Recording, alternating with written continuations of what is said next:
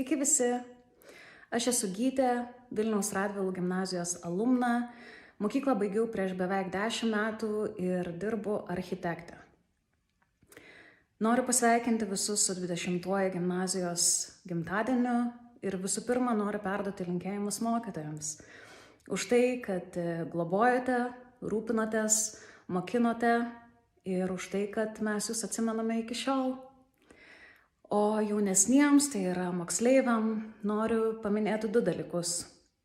Tai vienas, kad pastangos atsiperka, o antras, tai kad viskas bus gerai.